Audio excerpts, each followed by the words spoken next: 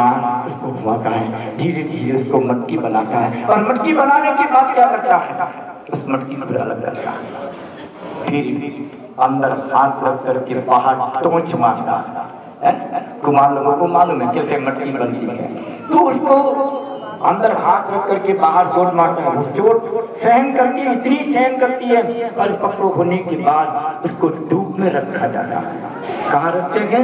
धूप में रखते हैं उस मिट्टी के घड़े को, और धूप में रखने के बाद फिर कुमार सोचता है अभी फाइनल एग्जामिनेशन हुआ नहीं है, अभी तुझे अग्नि में तपना ही पड़ेगा। वो मिट्टी का घड़ा सोचता है कि बस मेरी माँ ने मुझे कहा था कि तुमको गर्मी भी सहन करनी पड़ेगी। वो मिट्टी का घड़ा सहन करता है, अग्नि में एवाड़े के अंदर तपता है, तपने के बाद वो परिपक्व हो जाता है, और परिपक्व हो जाने के बाद कुमार जो है उस मिट्टी के घड़े को लेकर के बाजार में बेचने के लिए चला जाता है। फिर यहाँ तो कोई सेठानी है नहीं,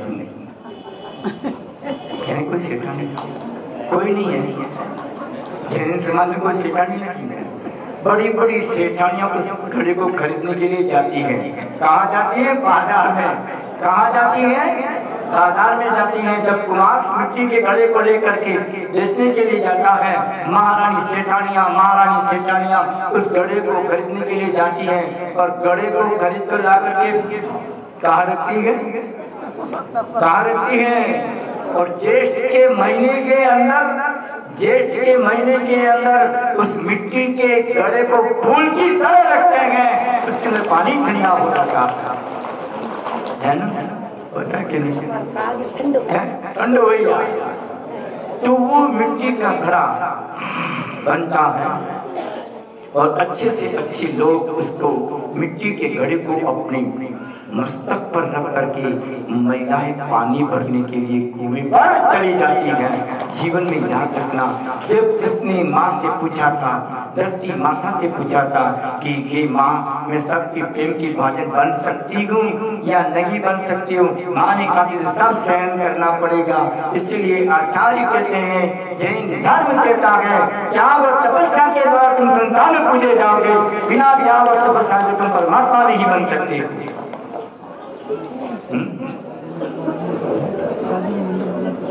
एक ही मिट्टी का घड़ा मंगल होता है, मिट्टी का कलश, मिट्टी का घड़ा। जब अपने घर में कोई कार्य करते हैं, शुभ कार्य करते हैं, सबसे पहले मिट्टी के कलश को लेते हैं, लेते कि लेते हैं। जब उसने कितना सहन किया तो वो मिट्टी का घड़ा बनता है। उसी प्रकार से जैन दर्शन, जैन शासन, जैन संस्कृति कहती है कि आपको भी तप और त्याग के माध्यम से, यदि तुम आत्मा को पति से पावन बनाना चाहते हो, तुमको भी त्याग और तपस्या करनी पड़ेगी। बिना तप और त्याग के तुम्हारी आत्मा पति से पावन न 3 काल बना है, न बनने वाला है, न बन सकता है। इसलिए जीवन में त्याग धर्मों को अपनाओ। जैन धर्म में त्याग और तपस्या का मार्गदर्शन दिया गया है। मैं जब स्कूल में पढ़ने के लिए जाया करता था, उस समय मुझे बाल गंगाधर तिलक का एक पाठ पढ़ाया। बाल गंगाधर तिलक उन्होंने गीता की प्रस्तावना लिखी, बाल गंगाधर तिलक, और उन्होंने कहा, किस प्रस्तावना में कहा, अगर आज भारत के अंदर जैन धर्म चिरस्थायी है तो त्याग और तपस्या के माध्यम से जैन धर्म चिरस्थायी है। तो फिर जैन धर्म कितना महान और पवित्र है, जो इसकी शरण में आता है, जो त्याग और तपस्या को अपनाता है, उसने जीवन में कल्याण ही कल्याण को लाके। लेकिन तप और त्याग दिखाव नहीं हो, दिखाने के लिए त्याग और तपस्या नहीं की जाती है। आत्म कल्याण के लिए त्याग और तपस्या की जाती है। कभी भी त्याग और तपस्या में अहमपना नहीं आना। मैं इतना बड़ा तपस्वी हूँ, मैं इतना बड़ा ज्ञानी हूँ, मेरे इतना त्याग किया, बस तेरा त्याग समाप्त हो जाएगी, तेरी तपस्या मिट्टी में मिल जाएगी। इसीलिए आचार्य भगवंतों ने कहा कि अगर तुमको पति से पावन बनना है तो तुमको तप और त्याग करना ही पड़ेगा। बिना तपे दूध को तपाना है तो बर्तन को तपना ही पड़ेगा। क्या अगर आप महिला दूध गर्म कर रही है और किसी ने पूछा कि आप क्या कर रही है, बोले दूध गर्म कर रही है, क्या कहेंगे आप? लेकिन आप ये नहीं कि बर्तन गर्म कर रही हो कहोगे? कोई भी कहेगा नहीं। लेकिन बिना बर्तन तपे दूध तपने वाला नहीं है। उसी तरह से जिसको आत्मा से परमात्मा की यात्रा करनी है तो इस शरीर से मुझे तपस्या करनी पड़ेगी। क्या करना पड़ेगा? ये पाए महातप कीजिए या में सारे यही है। इस औदारिक शरीर को तुमने पाया है तो तपस्या तो करनी ही पड़ेगी, तब तो करना ही पड़ेगा। दुनिया को दिखाने के लिए नहीं। एक राजा था, देखिए एक राजा था, उस राजा के दो बेटे थे। एक का नाम शुभचंद्र है, दूसरे का नाम भरत है। दोनों बेटे हैं और दोनों बेटे एक शुभचंद्र मुनिनाथ के पास पहुंच जाते हैं। भरत घर किसी और सन्यासी के पास चला जाता है, वो भी तपस्या कर रहा है और भाई भी तपस्या कर रहा है। भाई ने मुनि भी पालन करके मुनिराज बनते हैं, 13 प्रकार के चारित्र का पालन करते हैं, कठिन तपस्या करते हैं, जंगल में चले जाते हैं। और भर्तृहरि जो है वो किसी और सन्यासी के पास चला जाता है, वो तपस्या करता है, शरीर पे विभूति लगाता है, हाथ में कमंडल तमंचा है, कपड़े सब कुछ है। 12 साल तक उसने तपस्या की और 12 साल के साथ उसने तपस्या करते करते उसने एक रस को तैयार किया जिससे सोना बनाया जाता है। क्या बनाया जाता है? सोना बनाया जाता है। वो भर्तृहरि ने 12 साल में तपस्या की और रस को तैयार किया जिससे सोना बनता है। अनेक शिष्य उनके बन गए। एक दिन भरत ने सोचा कि मेरे भाई कहाँ है, कहाँ तपस्या कर रहे हैं, मुझे इसको पता लगाना चाहिए। उनको कहा कि तुम मेरे भाई का पता लगा क्या? एक शिष्य को कहा कि तुम मेरे भाई की तपस्या कहाँ है, देख करके आओ। वो शिष्य जंगल में चला गया, वहां जाकर के देखता है कि शुभचंद्र आचार्य तपस्या कर रहे हैं। इतनी तपस्या कि उनके शरीर की तुम एक एक हड्डी गिन लो। तपस्या के माध्यम से शरीर को सुखा दिया, तपस्या के माध्यम से शरीर को सुखा दिया। वो शिष्य जाकर के देखता है कि बोले क्या कर रहे हो? बोली मैं कुछ साधना में बैठे। बोले कि मेरे गुरु ने मुझे भेजा है आपको देखने के लिए। बोले कि ठीक, कोई बात नहीं। वो तो 2 दिन तक भूखा रहा, कोई भोजन कराने वाला भी जंगल में कौन मिलेगा? भोजन कराने वाला कोई नहीं मिला। 2 दिन तक भूखा रखा। फिर निराश होकर के वो अपने गुरु के पास वापस आ गया। ही भर्तृहरि, जिस भाई की तुम मुझे देखने के लिए भेजा था वो तो बहुत बड़ी तपस्या कर रहा है, साधना कर रहा है। बोले मैं तो 2 दिन तक भूखा रहा, उनके पास एक लंगोट भी नहीं, सिर को पीछे और कमंडल हो गए, वो तपस्या कर रहे हैं। बोले कि ठीक है, मैं अपने दूसरे शिष्य को भेजता हूँ। दूसरे शिष्य को एक तुंबी के अंदर रस रख करके उसको भेजा कि जाओ मेरे भाई को तुम देखिए, वो चाहे जिससे करोड़ सोना बना सकता है, सोना बना सकता है। वो शिष्य गया और जाने के बाद कहा कि मैं आपका मैं भर्तृहरि का शिष्य हूँ और रस को लेके आया। बोले कि क्या? बोले तुम इसको सोना बना सकते हो? इससे मुझे सोना बनाना है। और शुभचंद्र आचार्य ने पांव से इसको टुकड़ा दिया, जमीन में वो सारा रस को बिखर गया। निराश होकर के वापस वो आता है, निराश होकर के वापस आता है और अपने गुरु से कहता है कि तुम मैंने रस को सोना बनाने के लिए भेजा था, अनंत पत्थर से पांव से उसको टुकड़ा दिया, जमीन पे बिखेर दिया। बोले कि ठीक है, मेरे भाई इतनी तपस्या कर रहे, इतना त्याग कर रहे, उनको तप का इतना घमंड है, इतना अहंकार है, त्याग का इतना अहंकार, तपस्या का इतना अहंकार। ठीक है, मैं खुद जाता हूँ। भर्तृहरि स्वयं जाते हैं और कहते हैं कि भाई, बोले कि क्या बात है? तुमने 12 वर्ष तपस्या की, मैंने भी 12 वर्ष तपस्या की, तुमने क्या किया? मैंने तो 12 वर्ष के अंदर एक ऐसे रसायन तैयार किया कि जिससे सोना बनाया जाता है। अरे भरतहरि, मैं कोई जादू टोना वाला साधु नहीं हूँ, मैं जादू टोना टोटका करने वाला साधु नहीं, मैं दिगंबर संत हूँ। बोले कि आप संत हैं, मुनि के। बोली हाँ, तुझे क्या चाहिए बोल। मैंने तो इतना रस को तैयार किया, तुझे अहंकार आ गया कि मैंने तपस्या की, मैंने साधना की, उस साधना का फल मैंने तैयार किया कि रस सोना बना सकता हूँ। तुझे कितना सोना चाहिए बोल, कितना सोना चाहिए, कितना तुझे सोना चाहिए? बोले कि मुझे सोना चाहिए।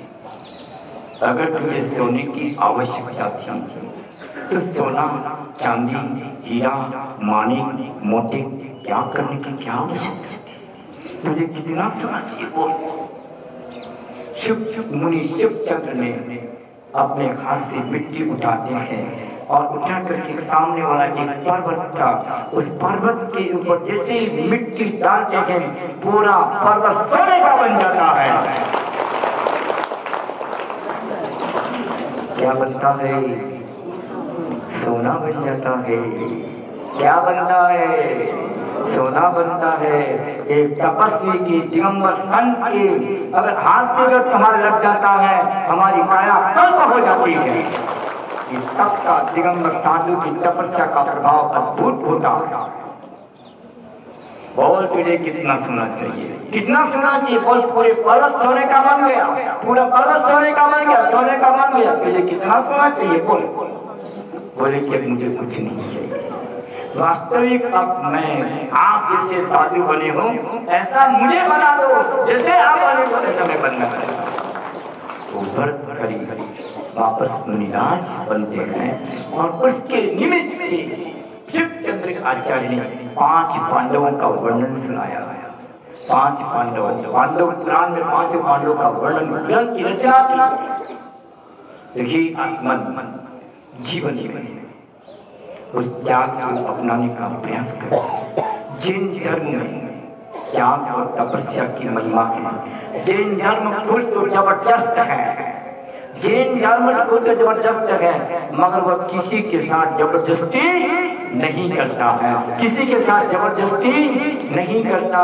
इस धर्म को समझने के लिए दिमाग नहीं बल्कि दिल चाहिए, दिमाग नहीं दिल चाहिए। जो जैन धर्म में अहिंसा, अनेकांत और त्यागवाद, ये जैन धर्म का मूल सिद्धांत है।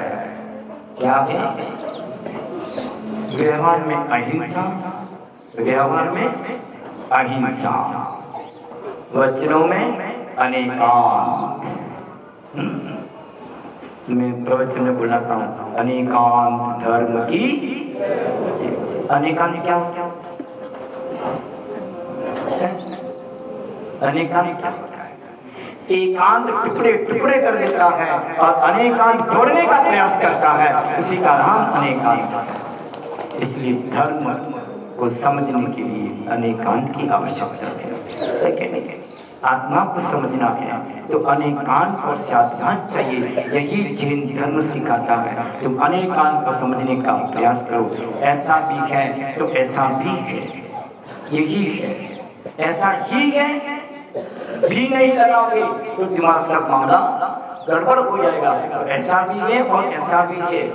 मर्यादा पुरुषोत्तम राजा दशरथ की अपेक्षा पुत्र से कि नहीं थे? बताओ बताओ। राजा दशरथ की अपेक्षा पुत्र थे या नहीं थे? लक्ष्मण की अपेक्षा भाई थे कि नहीं थे? भरत की अपेक्षा भाई थे कि नहीं थे? सीता की अपेक्षा कौन थे? पति थे। सीता की अपेक्षा पति थे, पति थे है कि नहीं? और लव कुश की अपेक्षा पिता था। एक ही नाम में सब समावेश है। उसी को बोलते हैं अनेकांत धर्म। यही अनेकांत धर्म है और कोई समझने की कोई कोशिश करने का हम प्रयास करें, उसको अनेकांत के द्वारा उस आत्मा को समझने का प्रयास करें। एक माँ अपने बेटे को मंदिर में लेके जाती है तो किसी ने पूछा कि लड़का किसका है? तो माँ की मेरा बेटा है। कहेगी नहीं कि दूसरे दिन उसका पिता लेके जाता है, पूछा कि लड़का किसका? बाप का। बोलेगा मेरा बेटा है। बाप क्या बोलेगा? लेकिन ये तो बेवकूफ, निश्चय ने की अपेक्षा न लड़का माँ का है न बाप का है, उसकी आत्मा न किसकी माँ और पिता कुछ भी नहीं होते हैं। इसी को अनेकांत और शादवाद कहते हैं। तो जीवन में याद रखना, उस अनेकांत को जीवन में उतारो और अब परिग्रह का संचय नहीं करना, यही जैन धर्म सिखाता है। इसीलिए अपने जैन धर्म के न्याय को सिर्फ वो भक्त नहीं बनाता, बल्कि वो भगवान बनने की प्रेरणा देता है कि जैन धर्म इतना महान, पवित्र और पावन है कि जो हमें पवित्र और पावन ये जैन धर्म है, इससे हमारा जीवन का कल्याण होगा। याद रखना, यदि वृक्ष फलों का त्याग करना बंद कर दे तो देश की स्थिति क्या होगी? यदि वृक्ष फलों का त्याग करना बंद कर दे तो क्या होगा? यदि नदी अपने प्रवाह में जल छोड़ना बंद कर दे तो क्या होगा? यदि बादल जल देना बंद कर दे तो देश की स्थिति क्या बनेगी? आप देखिएगा, अगर पानी नहीं गिरे तो त्राही मान हो जाता है। इसीलिए आचार्य ने कहा कि जैन धर्म को बादल ग्रीष्म काल में बादल बनते हैं, भाप बन करके ऊपर उड़ते हैं। अगर वर्षा नहीं करे तो तुम्हारी खेती भी नहीं हो सकती है। इसलिए जो कल आपने जो माँ पद्मावती का जो विधान किया, आज अपने इसका चमत्कार देखा कि जहाँ पर ऐसे रत्नों की वर्षा हो जाती है, एक हमारे लिए पानी गिरना आगे भविष्य के लिए बहुत अच्छा है। आने वाला वर्ष तुम्हारा मंगलमय हो, खूब वर्षा हो, खूब पानी गिरे।